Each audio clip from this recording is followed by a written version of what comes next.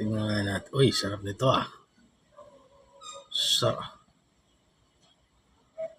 ah, A Day in a Life of a Mongolian. Ganda ng damit niya. Uy, ayos yun ah. Parang pwede kong gayahin yan pagka wala akong medyas ah.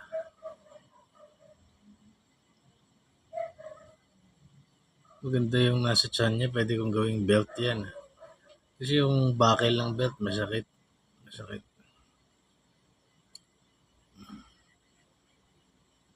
Huli. Doon yan nilagay yung kandado.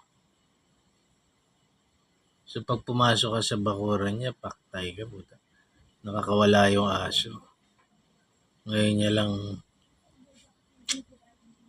ang gagawin niya. Uy, tayo ng kalabaw yan ah. Yung gagamitin yung pang-init ng tubig.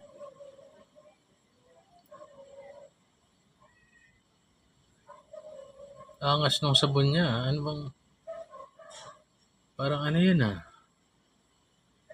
Ayos yung sabon niya na yan ah.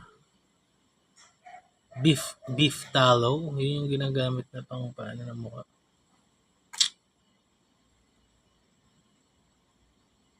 Uy.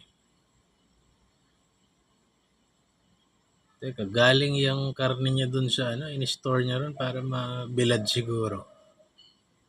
Nilagay niya sa taas para hindi makuha ng predators. Angas nito oh.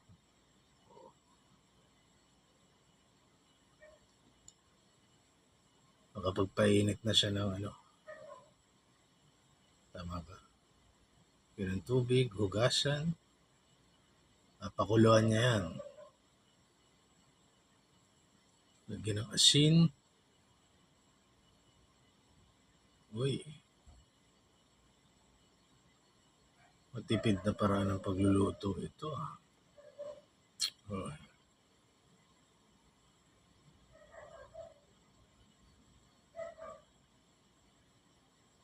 Parang nilaga niya lang, no? Tapos may sauce siya na gano'n, no?